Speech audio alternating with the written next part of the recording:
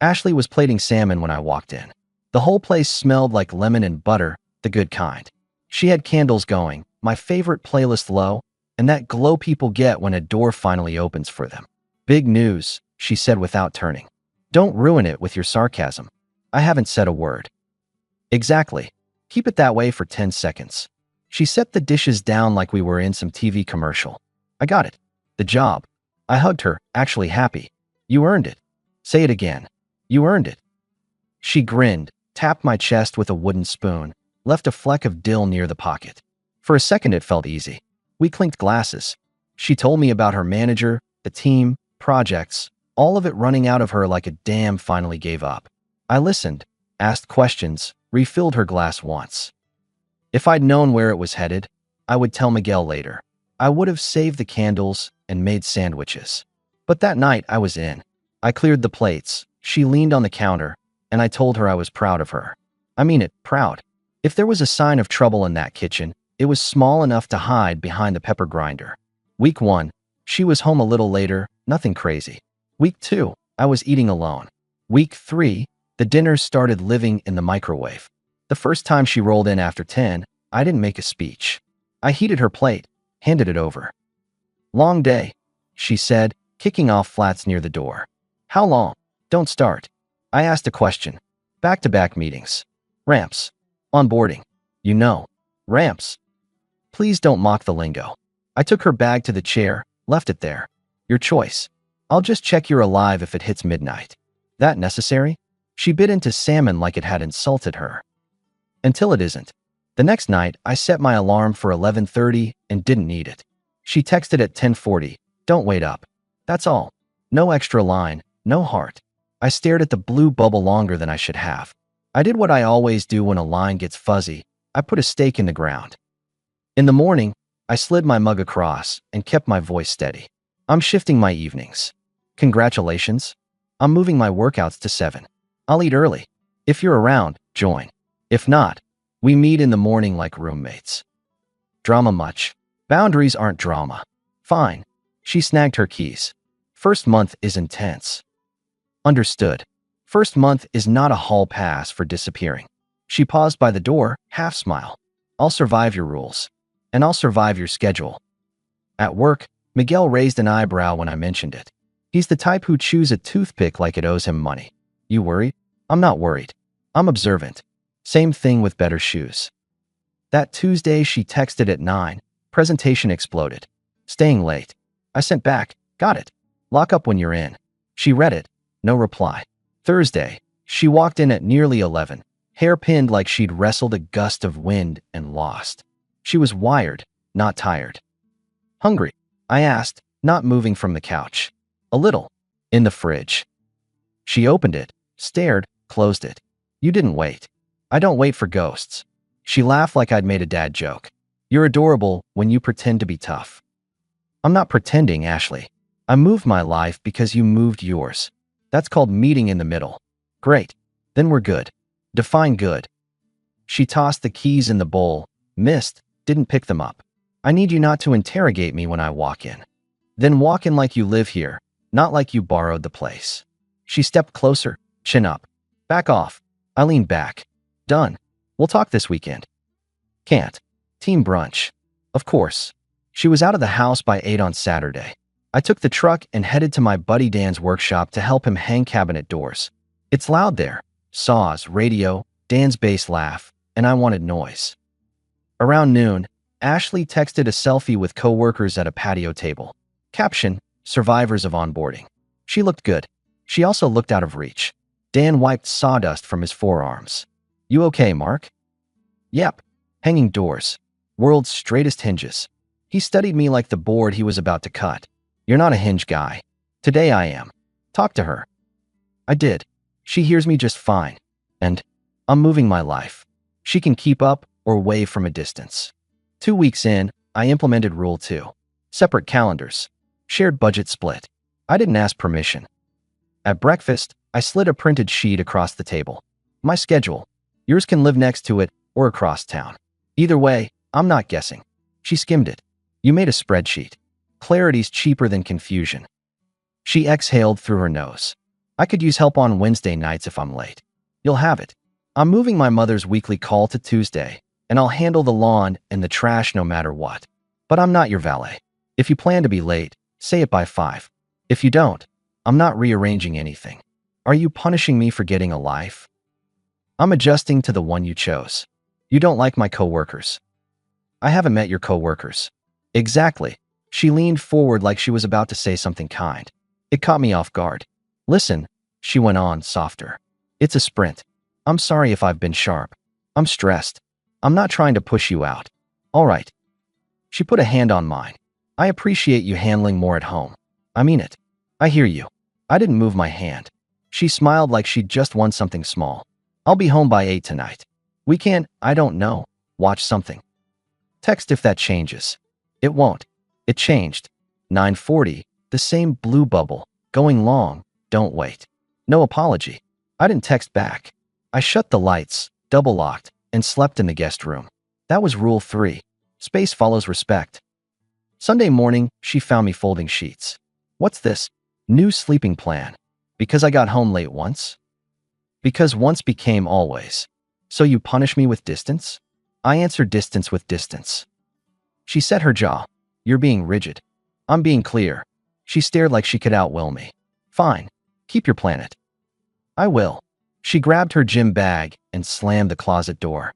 And then, like a switch flipped, she cracked it open again. At lunch, she brought home tacos and set them down without a word. Peace offering, she said. I'll eat them. I know you will. She smirked, but she stayed at the counter and asked about Dan's cabinets, about Miguel's kids, about my mother's knee. She laughed at the right spots. It felt like a thaw, and I let 80% of my guard drop. That was my mistake. The thaw lasted exactly until Monday. By week 4, her tone changed from cold to amused. I caught it the first time when I asked about Friday. Friday, she echoed. What do you need, a hall pass? I need to know if we're doing dinner or if I book something. Book something. You can manage a meal without me, right? Always have. And the guest room suits you? It does. She made a little drum roll on the table. So we're aligned. We're adjacent. She rolled her eyes. Same difference. On Wednesday, she called at 5:30. That was new. Don't cook, she said. We've got a team happy hour, and I don't want to waste food. No problem. She added, you could come. I paused. You're inviting me to happy hour with your team. Casual. No speeches. Meet people. Stop painting monsters. A laugh that wasn't a laugh. And my boss will be there. You'll like him. That the one who thought your portfolio was refreshingly direct. So you do listen. I listen to the words that change a home. Then come. It'll be good for us. I agreed. Not because I believed in some magic fix, but because facing a fog works better than debating it in the kitchen. The place was a downtown hotel ballroom rented out for the quarter's kickoff. Not a bar, a production. String lights, high tables, a DJ who thought volume equaled energy. I wore a gray blazer and clean boots, nothing flashy. Ashley looked sharp, black dress, hair done with care I hadn't seen in weeks. She laced fingers with mine as we walked in, and for 10 steps it felt normal. Mark, this is Tanya, she started, tugging me through a circle. And Kyle. And this is Leonard. He's the head.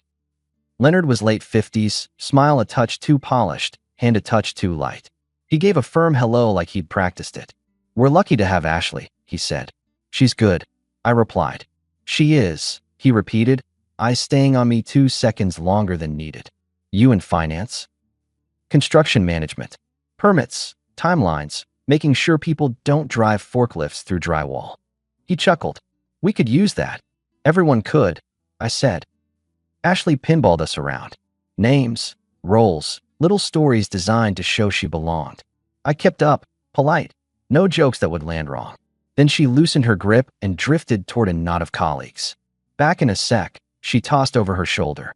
A server passed with sliders. I took one, found a chair near the back, and let the room do what rooms do, show patterns. Ashley laughed too loud at something Leonard said. He touched her elbow in that friendly way bosses touch elbows. She didn't flinch. She checked her phone twice, never once looked my way. A woman I'd never met sat 2 chairs down, checked me, checked the room, checked me again. Early 30s, calm blouse, no theater.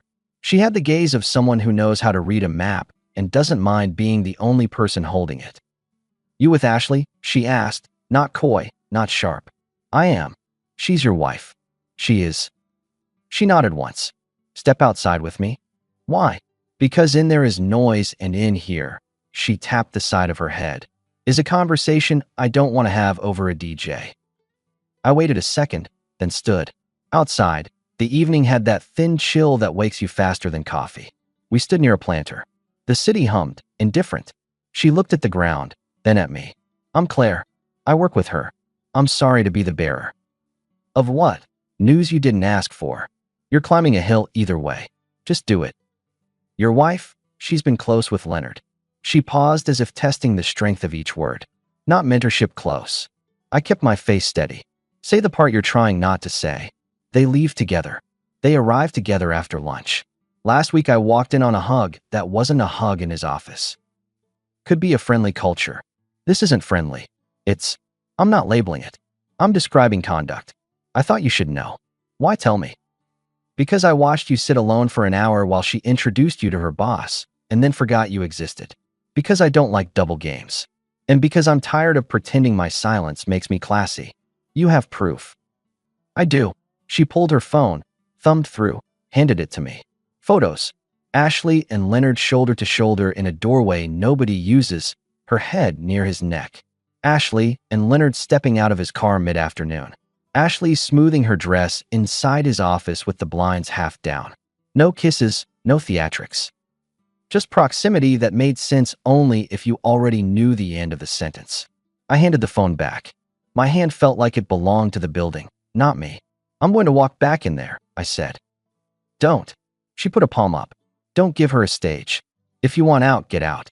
Don't give her a chance to turn it into your temper." "My temper doesn't do pirouettes in ballrooms." "Good. Then go home. When you're ready, file your papers." "You're direct. I like quiet lives. This isn't one." "Why help me?" "Because I watched your face in that chair. You weren't angry. You were counting the ways to defend her. That's the kind of man who ends up paying twice." "What do you want from me?" "Nothing. Maybe to know there's one less lie in my office tomorrow." "All right. I can give you a ride," she offered, keys already in hand. "It's fine. It's raining in an hour, and cabs will be scarce." She was already walking toward the garage. "Come on. I won't bite." The car was clean, the kind of clean that means someone likes order. We drove in silence for 4 blocks. "You live far?" she asked. 10 minutes. "You don't have to explain anything to me." I wasn't planning on it. I respect that. At a red light, she turned slightly. For what it's worth, I told Ashley she was playing with fire. She smiled like I was jealous. "You jealous? Of your wife's choices?" "No." I cracked a smile in spite of myself. "Fair." She dropped me off. I gave her my number before she asked. "In case I need to ask you about logistics. In case you need a straight answer." She typed it, saved it, looked up. "Take your time. And don't text her tonight. Let the silence do its job." "You sound like my older sister." "I sound like someone who's seen this movie." I went inside. The house had that late-night quiet you only notice when you're sober and the road noise is slow. I put Ashley's key on the hall table, changed, sat on the edge of the guest bed, stared at the framed photo of us in Maine. I took it down and put it on the closet shelf. Not rage.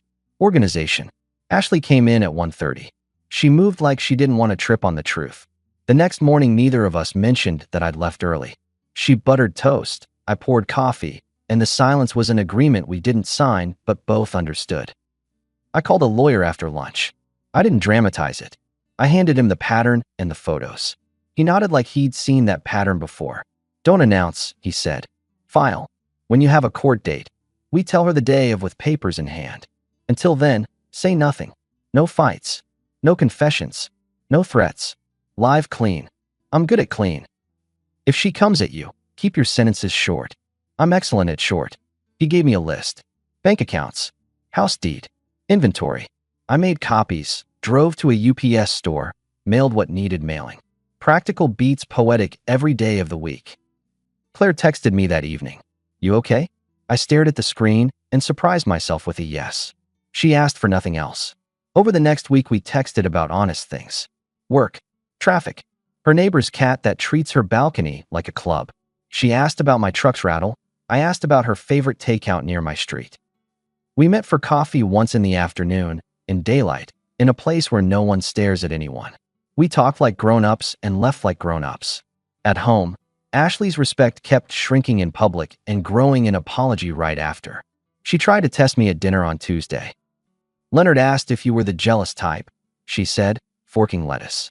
What did you say? I said you're steady to a fault. Steady doesn't mean blind. She smirked. If you were blind, you wouldn't have moved into the guest room. You're observant. You're petty. Not petty. Predictable. She tilted her head. Maybe we should reset. I can take Friday night off. We don't do resets for sport. I'll cook. Your favorite.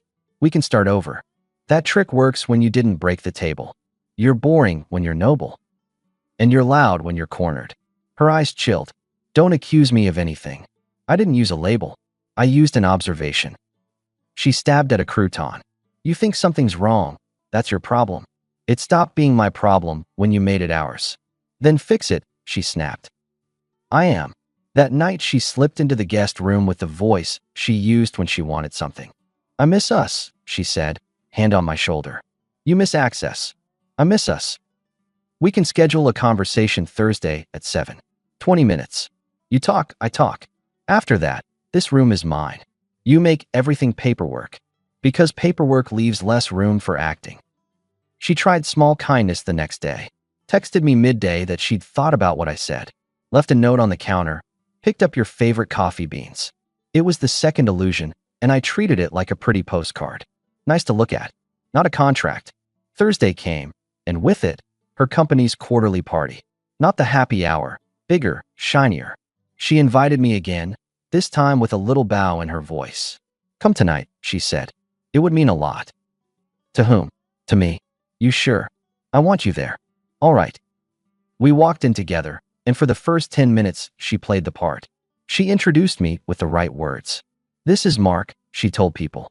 He's the reason the house doesn't fall apart. People nodded, said the lines people say. You're lucky, a woman with red lipstick told Ashley. Ashley smiled and squeezed my elbow. It felt like the first illusion had grown teeth. Then, mid-conversation, she spotted Leonard and gave me a look I didn't like. Back in a sec, she said. Define SEC. She was already gone. I sat. I watched. I didn't chase. 20 minutes later, I tried to find her.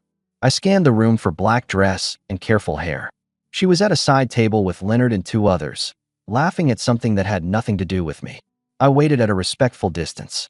She didn't notice. I debated my options. That's when Claire found me. She stood like a lighthouse everyone pretends isn't there. You okay? Define okay. Let's step out. Her tone wasn't a suggestion. It was a lifeline she wasn't going to keep holding if I wanted to sink. We went outside and she laid out the facts again, this time with the weight they deserved. She showed me what she'd tried to say with polite words. The photos were enough to convince a monk. I'm going to walk back in there, I told her, pulse steady. I'm going to ask her a single question. Not 2. Don't. If I don't, I'll hear her version for a month. If you do, you'll hand her a crowd. Then help me with the other version. What do you need? Your number stays open. If she tries to rewrite, I may ask when, where, who stood nearby. I won't quote you. I'll just know. You'll have it, she said. And then I'm going to my lawyer. In the morning. Good. She drove me home again. This time I asked about her.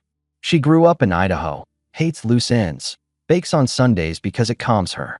She likes quiet men. I told her I'm quiet until I'm not. And when I'm not, rules change. Good, she said. Rules should change when respect does. She pulled up at my curb. Text me if you need anything. I will. And Mark. Yeah. You're not crazy. I know. I walked in, put my phone face down, and slept a full night. If that surprises you, it shouldn't.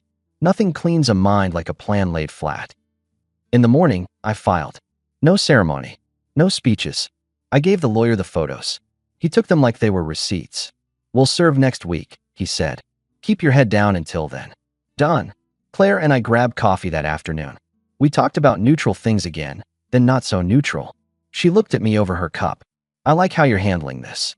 Not a lot of screaming. That's exactly why. I like how you told me the worst thing a person can tell a person without making it about you. That's because it wasn't about me. When I got home, Ashley was already there, phone in hand, tone breezy. Busy, she asked. Always. I was thinking we could take a weekend soon. Somewhere close. Reset. No weekend. You don't decide alone. I do when I'm footing the bill and the respect. She blinked. You think you're better than me now? No. I think I'm better than this. Her mouth tightened. I'll be late again tonight. Quarter end. Good luck. You don't even ask what I'm doing. I don't interrogate strangers. She grabbed her bag and left. That night, I didn't check the time. When the papers were ready, I waited like my lawyer told me. Calm, boring, in control. I didn't dig for extra evidence. I didn't test. I didn't play amateur investigator. I went to work, worked, went home, made dinner for myself, slept in the guest room, texted Claire about traffic and cats, and sometimes nothing at all. If that sounds cold, that's because warmth goes to where it's earned. The day came. I made coffee, did push-ups, showered. I had the envelope on the counter. When Ashley walked in that afternoon, heels clicking like a metronome, I handed it to her without ceremony. What's this? She asked. You'll see. She tore it open. Read. Read again. Looked up. You're serious. Completely. You didn't even talk to me. I talked. You were busy. She tossed the papers on the island like they might burn her fingers. So that's it. You're quitting. I'm concluding. You know what this means for me. I do. I'll need half. You'll need a calculator. She barked a short laugh. You're not that smart, Mark. I'm smart enough to keep the house I bought before we married and the accounts with my name on them. I'm smart enough to not fight in the kitchen. You won't get anyone better than me. That's a you thought. You can't do this to me. I'm not doing anything to you. I'm ending something you already ended. She studied me like she'd never seen me. You planned this behind my back. I planned it in front of your choices. I should have expected you'd run. I don't run.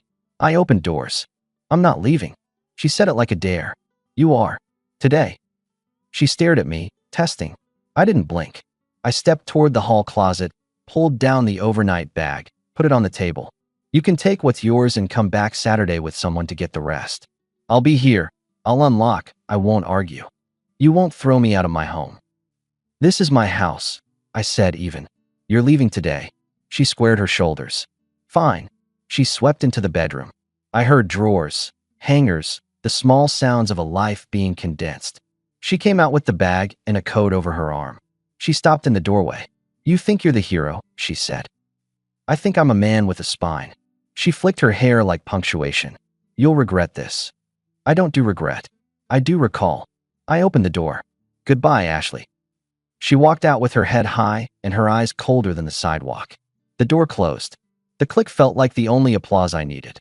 I texted Claire, it's done. She responded in seconds. Proud of you. When can I see you? Tonight, I wrote. She came over with a bag of groceries and a bottle of sparkling water, because that's what people bring when they're not trying to fog a room. We cooked. We talked. We didn't overcomplicate it.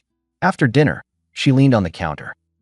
Maybe, she said, we can stop pretending we're just friends. I smiled. You're reading my thoughts. She stayed. In the morning, we ate eggs and toast like people who chose each other on purpose. It felt clean. It felt earned. No fireworks, no soundtrack. Just quiet, steady light. Days turned into weeks. Ashley didn't text. She didn't call. The papers moved the way papers move, through hands, across desks. She fought for things she thought would materialize out of thin air.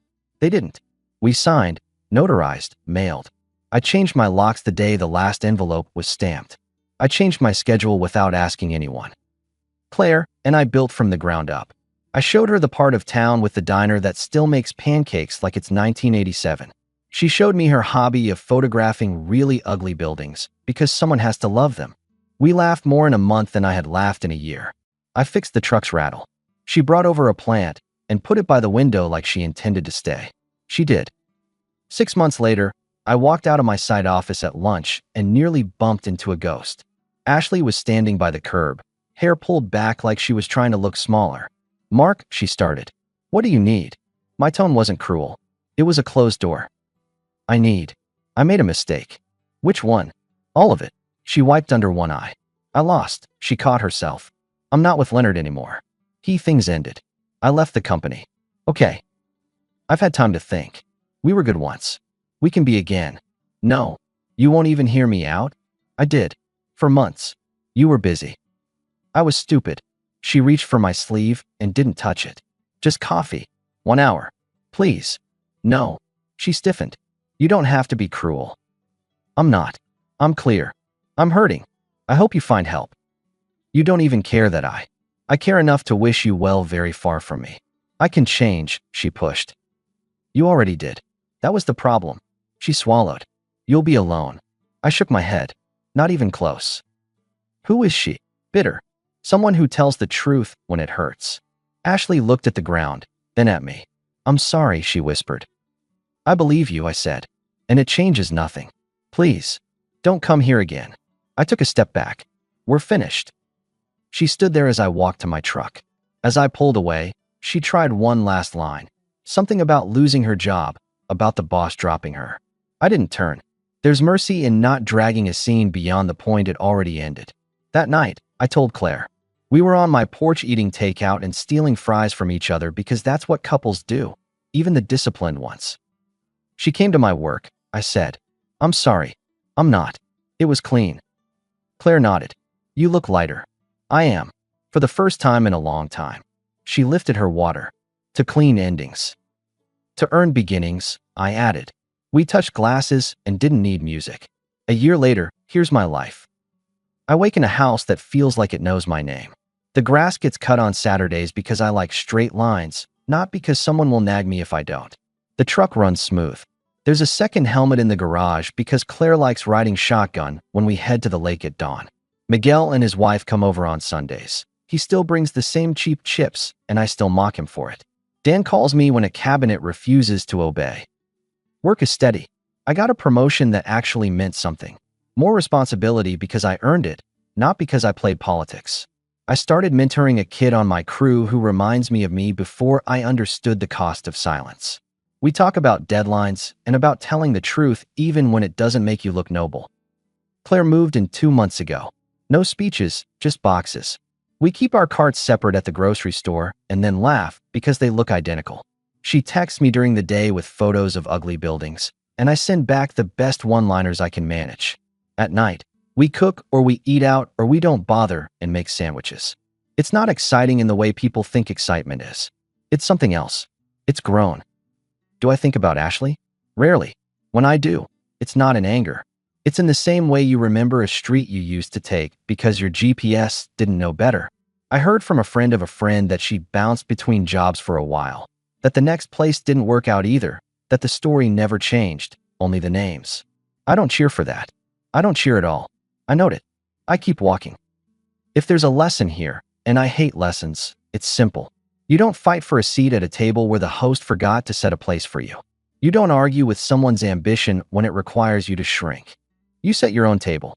You lay out your own plates. You invite the people who show up on time and bring something better than excuses. When Ashley left, she took her coats and her shoes and the echo of her schedule. What she lost was different. The comfort of a man who would move mountains for her and then act like it was just cardio.